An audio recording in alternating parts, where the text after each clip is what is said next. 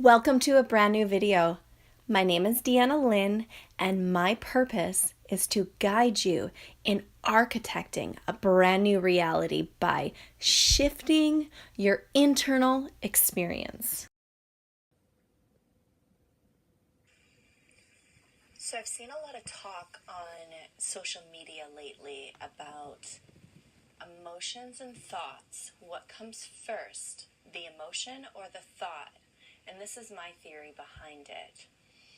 We are emotional beings, and emotions are running through our bodies all of the time. And what happens is we make emotions good or bad. So low frequency emotions, we make them to be bad because they don't make us feel good. And it's only because we've attached something to that to make it good or bad. If you can start shifting your perception that emotions are not good or bad, and they're just an experience of life. Think of an emotion as the weather. It's very unpredictable. You never know when it's going to come. And you kind of just have to ride that wave.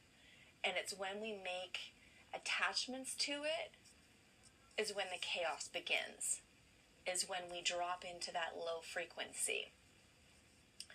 So the way I see it is, I believe that emotions originated before the thought. And then what happens is you experience this emotional wave, this emotional surge comes through your body, and then it creates a thought. We become attached to the emotion. We make it mean something. We create a thought attached to it. We create an event. We create this whole story around why we're actually experiencing this emotion. And because it's so uncomfortable to feel, we go and we suppress it. And when we suppress it, it can't stay in our brain because our brain needs to have lots of space so it can function and make sure that the body is running properly. And so what it does is it actually takes this suppressed emotion and it implants it into our bodies. And then what I believe happens is there's an event attached to the emotion. There's a thought attached to the emotion that's suppressed in your body. And then when that thought or that event comes back, it brings up that emotion again. It's bringing it to the surface because your body's so smart. It's trying to get you to see it so you can express it and so you can release it and not suppress it again. But what happens is when we feel that emotion again, that thought comes up, that event comes up, or any of those combinations, and then we go and suppress it again because it doesn't feel good. And then we go ahead and we make those certain emotions to be negative. And because we've attached negative situations to them, it lowers our frequency. Okay, so if you can just observe your emotions when they show up in your life and not attach anything to it, it's not going to lower your frequency. It's not going to drop you down. In society, when we feel these low frequency emotions, because they're attached to an event or a circumstance that has happened in our life that we suppressed, we step into this victim stage. We step into being reactive to these things versus responding to them. And a reaction is, oh, poor me, I'm a victim, life is happening to me, and then I go and I suppress it. Responsive is, oh, isn't that interesting? This is what I'm experiencing right now. This is the emotion that's running through me. This is the emotion that is trying to come up and to be loved and to be expressed and to be honored.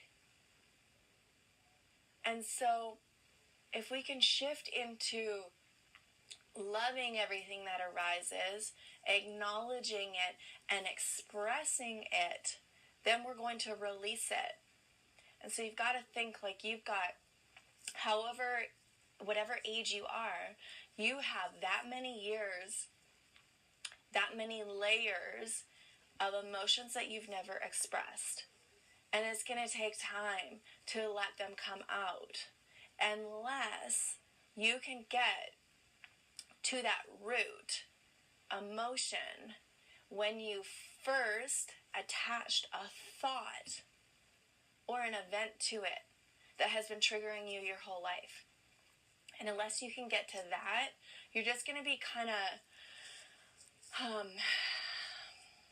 releasing little bits of the layers and almost like maintaining. Because what happens is when you attach an event, a thought, a circumstance, any of those things to an emotion, you're actually creating a neurological pathway between that emotion and that event. And so that is lodged in your subconscious mind. And you need to be able to go in and rewrite that neurological pathway, rewrite that story, see it completely different, change your perception for it to shift and change. Because we are only conscious 10% of the time, those subconscious beliefs, those thoughts, those events, those triggers are running your life in your subconscious mind. So it's a matter of going in and actually getting it from the root and pulling it out so you can rewire that neurological pathway. Okay, and that's what I do. I help people to dive in and find out, like, what is that root? Where did that come from? Where is that showing up in your body? Let's go in and let's clear it, right? Let's love it. Let's express it. And then let's clear it and release it. So we can rewire that neurological pathway. We can create a new story. Okay? So fascinating, these things. And you just have to be willing to do the work, be willing to dive in, because think of your emotion as like a person. It wants to be loved, it wants to be seen, it wants to be heard, it wants to be expressed, just like you do. So when you suppress it and you ignore it, you're not giving it that love to express itself. And it's going to get angry. It's going to like cause dis-ease in your body. So let's get to that space where we can start feeling our emotions, expressing our emotions, and not suppressing them, and not attaching anything to them, right? Like, they don't mean anything. It's what you create, the story you create around it is what you make it mean. And emotions are energy in motion. There's a charge behind it. And so for you to truly release it out of your body, you actually have to re-experience the emotion again. And the power is experiencing the emotion again without attaching the story to it. Because that's where the pain is, right? The pain is in the story. The pain is in the event. The pain is in the trigger. It's not in the actual emotion.